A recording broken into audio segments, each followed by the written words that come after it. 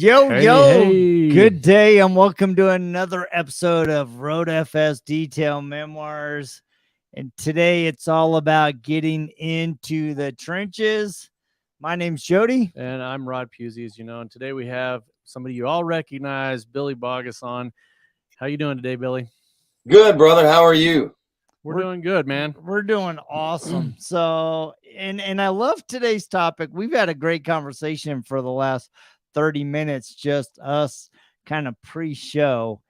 And, you know, when you and I were back in Indianapolis, unfortunately, Rob wasn't able to join us. I mean, we had some great conversations. And when we walked away, when I left, I just really got thinking about how easy in business it is to get sucker punched, to get mentally in a funk. And I'm like, you know what? Who else better to have the conversation with? So thank you for taking the time to visit with us.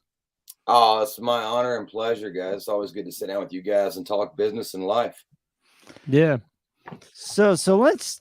Oh man! Oh, wow! Thanks, man. That's cool. But earmarked and everything, man. That's awesome. So yeah, I've actually started a second book that has been quite the intellectual journey. It's really made me reflect. So as I get closer, I'll let you know. But thank you, man. I appreciate the props. Hey, listen, if you guys, before you get started, haven't bought Jody's book, check it out. Learn to dance with the currents of life when you feel like you're drowning. I've gone through here. It's on my desk here on my short list. I've read some things in here, and then it's almost like a daily Bible. So, good job, Jody. Well, thanks, man. Yeah, you know, the impetus of that book was me being in a very dark season of my life. And I think a lot of times we know as business owners, we as men in our families, we often go through life we put on our mask. Mm-hmm. We put, you know what, we got it. Everything's together. We're going to figure it out. But inside, there is an emotional hurricane that we are battling with mentally, emotionally, spiritually. And sometimes getting out of bed can be a challenge as a business owner and going, all right, how am I going to face the challenges that have been put on my shoulders, and sometimes by choice, sometimes by mistake, sometimes by outside forces that you can't even control. Mm-hmm. So, you know, we wanted to have a real talk about how do you get through those low periods as a business owner, as a man, as a woman, you know, in your families, because it's a real issue, but sometimes we kind of talk around the subject instead of getting real. Yeah, I can't disagree. It happens. It happened to me today. You know, I woke up for no apparent reason, had a good night's sleep, and for no apparent reason, I woke up this morning and felt like I wasn't 100%. In years past, that would probably, you know, mess up my entire day. And, you know, people say, well, I had a bad day. Well, you had bad moments within that day. And the way I've been able to kind of, I hate to use the word master, but win some of those battles is focus on my core values. And you got to have a purpose ultimately, but focus on what are my core values, who am I as a person, and just do the hard things. Do it anyway. Yep. So, and one of the reasons we wanted to talk about this is because so many times, and I think for me, you know, as Jody mentioned, as a man, as a husband, as a father, and as a business owner, we try to put on the happy face, you know, and I do it especially with my kids, right? I don't ever want my kids to see me, you know, from my generation, your kids can't see you lose, you know, they can't see you in a vulnerable position. And that's just not true.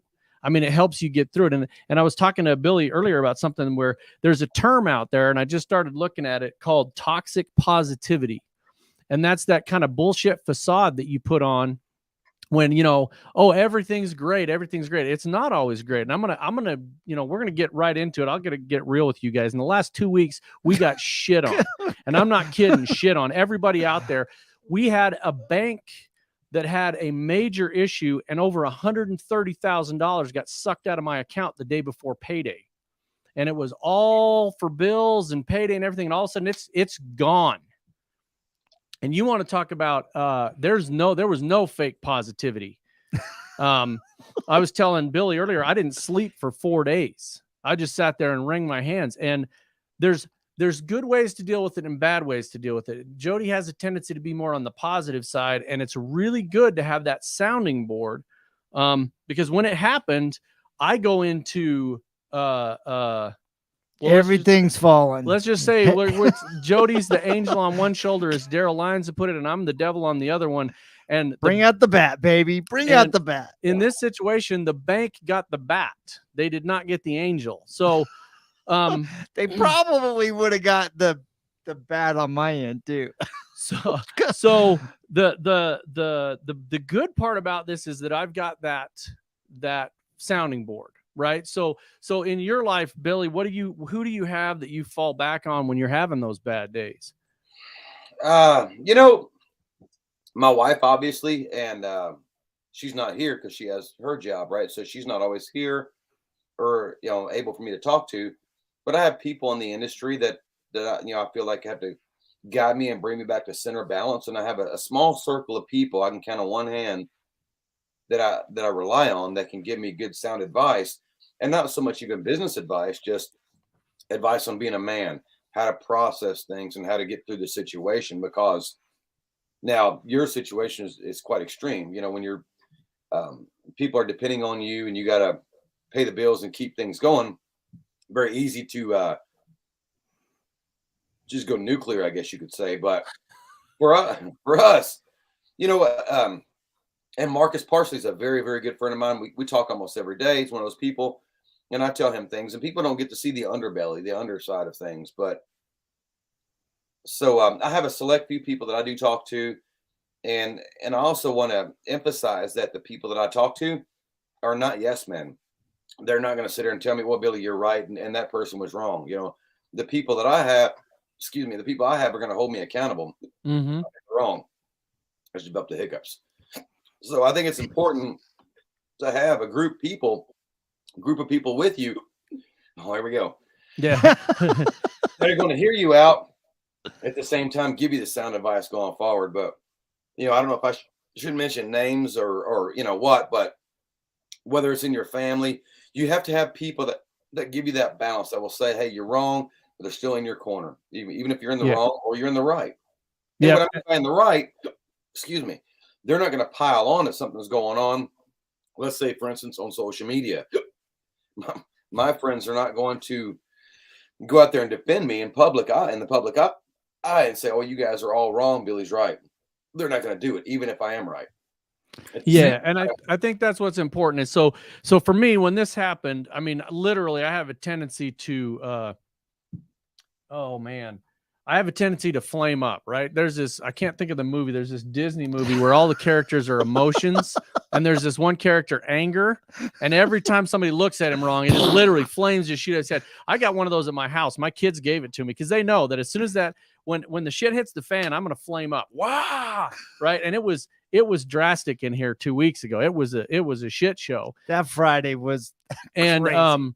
The bank, and like I said, the bank got the brunt of it. And but in that situation, the outcome of this, just to get to the end of this, the outcome of this is I got it all back. And every day when I would come in, so we had 4 really intense days. We've had 2 weeks of trying to get everything back on track. At the end of the day, I would come in every morning and I'd say, Jody, who's your favorite asshole? And he'd say, you are, because in that situation, you have to be very direct and very strong. And I wasn't rude. I wasn't over the top. I didn't call anybody names, but I basically took, and I won't mention their name because I'm going to be nice to them, but I basically took the vice president of that bank and I told him, this is unacceptable. This is the most unprofessional thing I've ever seen in my life. Without warning, you've done this, and I expect you to turn this around. And you just have to be direct in that situation. But at the same time, there's a balance on everything, right? I mean, there's a balance at how far you can go. You mentioned social media. A lot of people go over the top on social media. And I don't think we realize that, it seems all innocent and nice. And, it seems like it's like not a big deal, but you and I were talking about it earlier. From our generation, if there was a problem, I'm going to kick your ass at recess. And that a lot of times was an idle threat. when we were kids, or it was a little scrap out behind the schoolyard until somebody broke it up. But nowadays it can turn into more than that. Your customers are seeing that. Your potential customers are seeing that. So how do you keep yourself? I'm asking this kind of in a roundabout way, but not just you as in Billy, but you as in the general public. How do people keep themselves grounded? They need to do something to keep themselves from going too far. You got to realize something. And what's the 12-step program is the first solution, or the first step is realizing there's a problem. Yep. But there's always, with any situation, there's two equations. There's a mechanical equation and there's an emotional equation. The mechanical equation is this situation, whatever it is. The emotional equation is how you feel about it and the way you're going to go about it. And I think it takes a lifetime to really master that. I think Jody probably has mastered that, but no, it takes a while to master that. So you run into something, you say, okay, so in business, whether it's a shiny car or managing people or building something, there's a problem and a solution. That's it. Yeah. Right. And so in business, I think as you learn and grow, you learn to deal in facts. And the facts are there's two equations. There's a mechanical equation. This is the problem that needs to be solved. And there's the emotional equation on how I feel about it. Just recently I had got dragged into something and I took the blame. I think nothing too. If I take the blame on certain situations, then I have the power. I remove the power from them. I now have the power. But I got dragged into some things, and somebody, they're gonna kick my ass, at SEMA, which okay, I hear it every year. It never happens, but I hear it every year. And it's just like whatever. I think I'll just get real with people. Like I'll be real with you. I don't care. I'm not hard to find. I show up everywhere at events, at trainings. Not hard to find at all. If somebody has, something they want to talk to me about. Okay. Yeah. Logical person. Now, but the response I get back is, well, you threaten me. Well, no, if I tell you, if you want to walk up and I slap your head off, okay, that's not a threat. That's probably what's going to happen. If you push the wrong buttons, it's no different. But they'll come back at you and say, well, you should know better. You should be on a different level. You should have responded better. And they always like to go to the threat. It was a threat.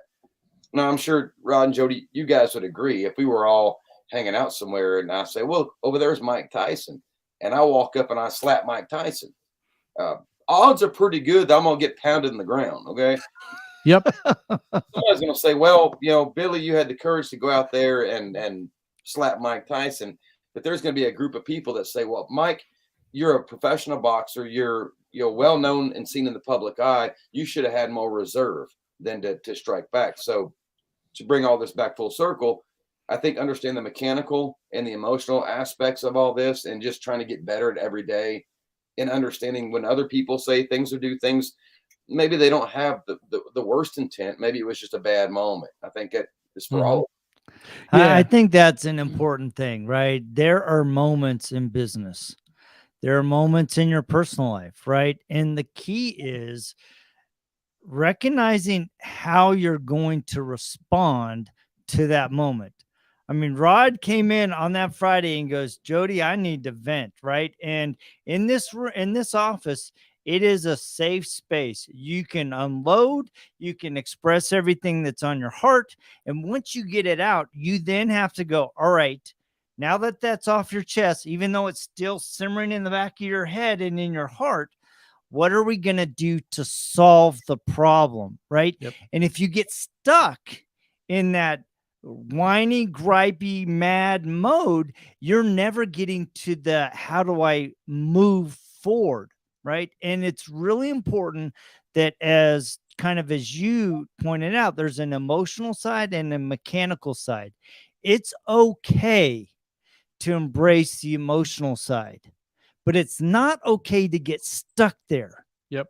At some point, you have to get back to the mechanical side and say, what are the little things that I can do in the next moments to move me forward? Because sometimes you don't have the whole plan laid out in front of you. It's revealed to you as you're moving forward and trying to tackle the problem, right? So be willing to embrace the ugly, to embrace the moment, but then go, all right, how do I build my way out of it? And I use that term specifically, build your way, because as you're facing a problem, you can either allow the heat of the situation to burn you, or you can allow it to refine you, and you get to choose. Yeah. And I think the nice part about that is, so like I was saying earlier, I'm reading this stuff on this thing called toxic positivity, and there's a level. I mean, the whole fake it till you make it, I don't believe in that. But at the same time, I'll tell another story about Jody and I, where Jody was able to get past that mechanical part and or get past the emotional, get to the mechanical. I think I've told this story before on here, but several months ago, probably almost a year ago, I drive a big 3/4 ton 4-wheel drive 4-door pickup. Jody has a little BMW convertible. And every day I back straight up and then turn. And for whatever reason, I didn't do it that day. I just cranked the wheel and backed up. And at the point where my passenger side tire ran up on his mirror, I realized I was on Jody's car. And so I dropped back down off, and it literally picked my truck up. That's how far up the side of his car I got. And I came in and I was just emotionally a wreck. I was like, God damn it, Jody, I just ran over your freaking car. And he's like, it's all right. It's all good. And I said, no, it's not all good. And I was just completely emotional because I just ran over his car. I mean, I was pissed. I was pissed at myself and everything. But Jody went past the emotional aspect of it. And at the beginning of that, I thought he was being that fake, it's all good stuff. And he said, dude, it's just a car. It's just stuff. We can fix it. Right. And he immediately went into the mechanical side of that to pull me back out of that. And I know, and I've been on the flip side of that. I've watched Jody get emotional, yep, you know, the whole book and everything he's done. And it's, you have to process that. But at that point in time, he moved directly into the results mode, right? That's his personality. What are the results? What are we going to do to fix this? Now, long story short, we got a really good PDR guy here in town, McDowell's Automotive. Big shout out to them, because he spent 11 and a half hours to fix Jody's car, and we didn't have to repaint it. So anyway, and he did a great job. You can't even tell. He did a really good job, and he saved my ass. So, but literally, I think that is kind of in a really, it happened in like 10 seconds, man. I ran over the car. I came in the office, and instantly we went into how are we going to fix it? That doesn't always happen. Sometimes you brew on stuff for a long time. And I know that there's been stuff in your past and my past and Jody's past where we brew on it.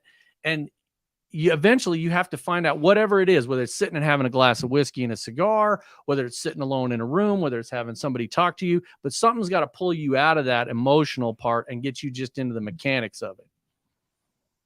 Well, yeah, 100%. And that's one of the things that I love about business, like real business. Let's use detailing cars as an example, because we're all in that. You know, you can reach a certain level of how well you can polish a car or detail a car that produces a result.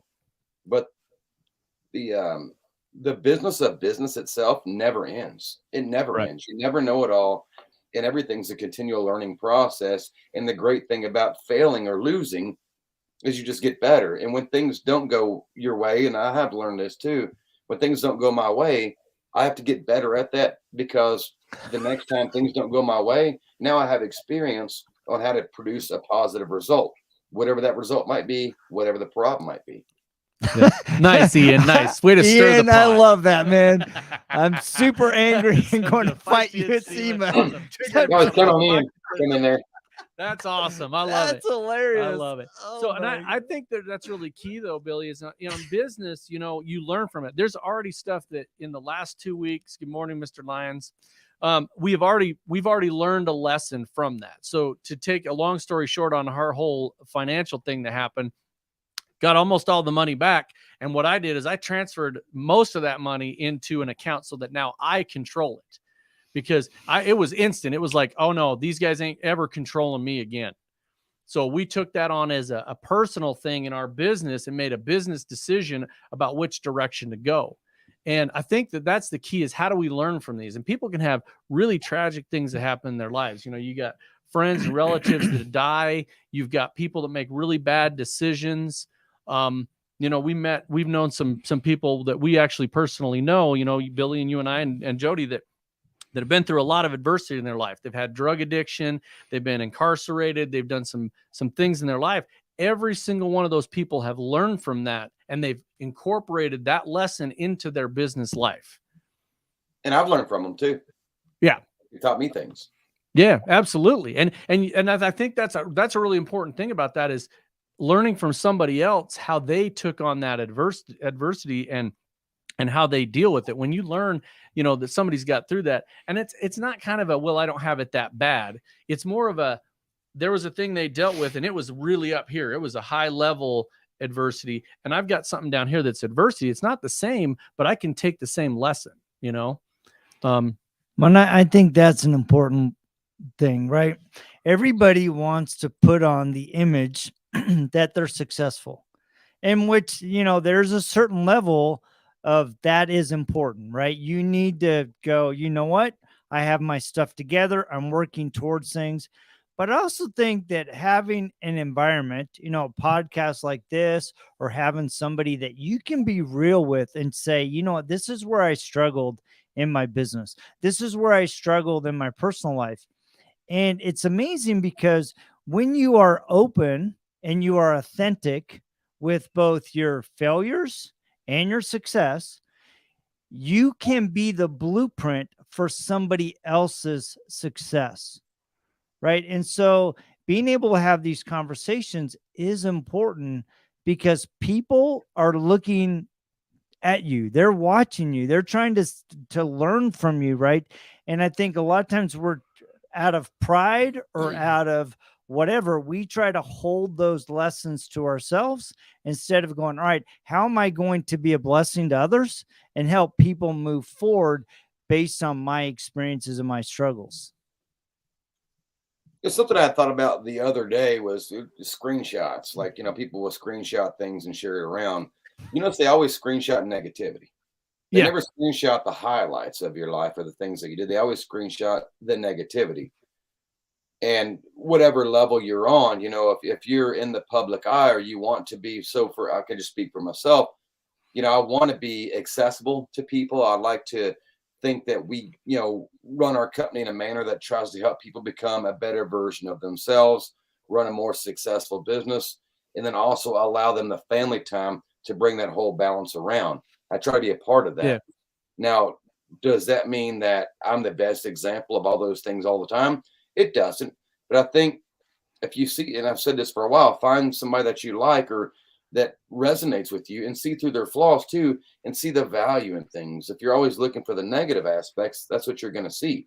If you follow anybody around 24 hours a day in the public eye, they're probably not going to be, well, that person wasn't who I thought they were, but for that moment or throughout their entire life.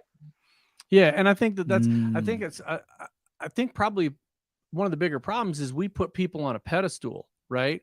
Somebody sees somebody that's big in the industry and they're, oh man, that guy, he's on this pedestal. And you can take anybody. I don't care if you take the most wholesome person out there, they're going to have something about them that doesn't necessarily mesh with what you do in your life.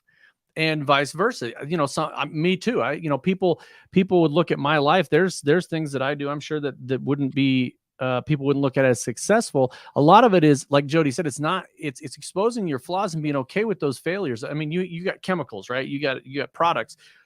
Think about how many failures there are in developing a product, a chemical, right? I mean, my God, how many different renditions of that are you going to get? Rendition number 1. Oh shit, I just ate through the paint. Well, that's not going to work, and now you go through all those renditions and people are okay with that. People are okay with, the Dyson vacuum, his first ads used to talk about how many failures he had. This is the 147th version of this before it actually worked. And I'm like, we don't think about that in business, but you're not going to get it right the first time. You're not going to get it right the second time. You got to go through where you are in your life. I keep on my desk a piece of paper, and it's a handwritten note that talks about the failures that businesses go through. 50% of businesses fail in the first year. 25% of those businesses that succeed fail in the second year. 15% of those, and it goes all the way down the list. And I keep it on there as a reminder. And every time we hit a milestone, it helps me look at the things that we are doing right and also look at the failures that we've had and say, how did that help us grow? And I think that's the key, is how does that failure help me grow and get to that next level? I think we learn more from failure than we do through success, you know. And going back to the product and the failure, if you know, we live our life on social media for the most part in the public eye.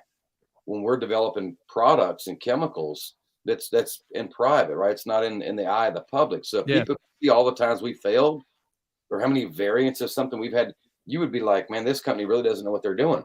You know, you only see the final result after we finally got it right. But we learn because it didn't do this or didn't do a certain thing. We learn more from those failures than we do by producing a result. I love producing great results and success, but the foundational blocks that built us to who we are all came from failures. Oh yeah, and I think that sometimes I think that Jody and I have an easier time dealing with that because in software, like you could have this new thing you want to do, right? And you're like, give me this report, right? And I know I can tell you right now, the first 15 versions of that are going to fail. You know, the number's going to be incorrect. 1 and 1 equals 7. They're all off. Everything's out here. It's all messed up. That's just part of our deal. We go through many renditions of this before we actually roll it out to the public. And then we do what's called a scream test, where we push it out to a couple of people and we listen and we're like, did they scream? No, must be good. Okay, let's go. And that happens. There's huge failures that have happened in our industry, in every industry. It happens. I mean, think about some of the major automotive manufacturers that have had recalls of 150,000 trucks, 150,000 cars. There's huge failures, but people need to look past that and go, okay, what's the next thing we're going to do? You know, I mean, you got to remember back to 1964, Ford was failing as a company, and that failure as a company brought in but Lee Iacocca, who came in and started the freaking Mustang, one of the most successful vehicles on this planet. It was because of the failure that Ford was going through. And he turned around Chrysler too. Yeah. Chrysler, the K car. Yep, he did. And that was a K color is a piece of shit, but it turned around Chrysler. But boy, it turned it around. So again, a failure that made a company successful. I think one of the things too that trips up a lot of business owners is they compare and despair.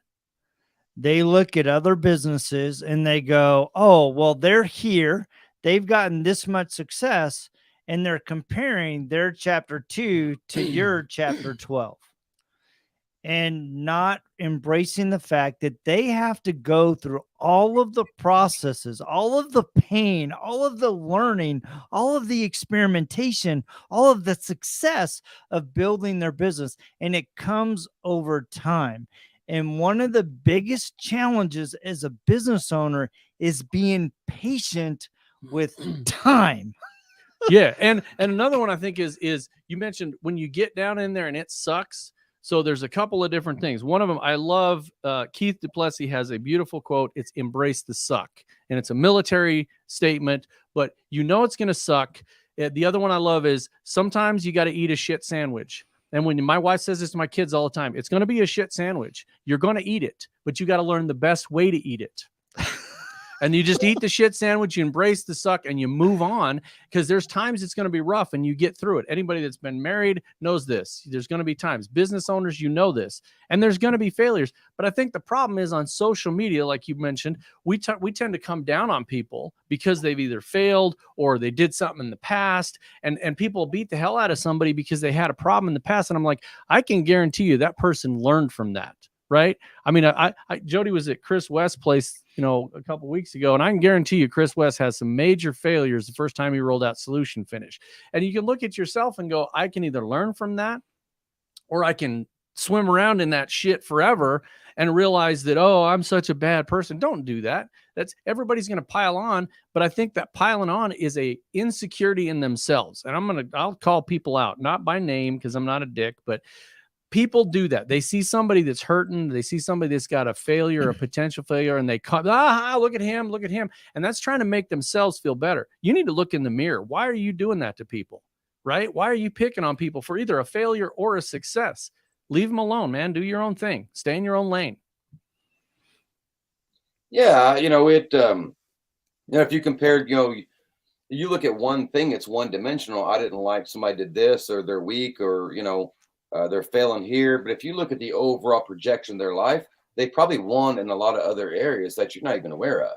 Yes. Won, lost, and so, well, that person's a loser, and I've talked to a buddy of mine the other day, and again, I'll use myself as an example. I'll be the lab rat, but at 21 years with my wife. We've raised a kid, got a grandbaby. I'm not going to get on the internet and argue with somebody that's never even raised kids. Right. I ran a detailing business, and then we have the American Detailer Garage brand. Not to say that I know it all or that we're the cookie cutter example of how to recreate the mold, but you see all these things and you look at my flaws and you come back and say, well, he's probably an asshole. Well, probably, but it's a lot of things to build all this thing and make it work. And at the end of the day, I'm not here to please the internet. I'm here to please my family. Right. There. And I think we keep that at the forefront of our focus, and all the other stuff's just noise. And it's fun. It's fun sometimes to get involved in some serious debates. I think it's fun sometimes. Stir the pot, baby. Yeah, we all get bored. We all get bored. We all want to challenge. I think the one thing about business owners is we don't run from challenges. We embrace challenges. So if it's 6, 7 o'clock at night, hey, sometimes things happen. So, there's so much stuff we can keep going. But, kind of in final wrap up, if you were given a business owner 1 or 2 tips to push through the dark moments, to push through the trenches, what would you suggest? I would say look at things in your daily life and start applying solutions to those. And I'll give you an example. I drove a semi truck for 21 years. Then I hated red lights, right? Because then you got this big 80,000-pound truck. You come up to a red light, you got to come to a stop, then you got to build all your momentum back up. And over the course of a long day, it wears on you along with traffic. And before I left my job, I was trying to condition myself in business, and I would just start laughing at the red lights. I would just laugh superficially, but I would laugh because what I'm doing is I'm tricking my subconscious mind to realize, hey, man, now I have the opportunity to kind of look around, notice trees or whatever, maybe things I've never noticed before. So I would say use daily things in your life that irritate you or trigger you, and start making light of those things, because what you're doing is building a skill set that you can transfer over to business when things would piss you off or set you off. Now they don't seem quite as big. I think that's important. And I think learning your mistakes, taking healthy inventory of when you're wrong and when you're right. That doesn't mean you have to go to the internet and apologize to everybody for everything you've done. Just take personal accountability and inventory of where you went wrong, and don't make the same mistake twice. And then just don't quit.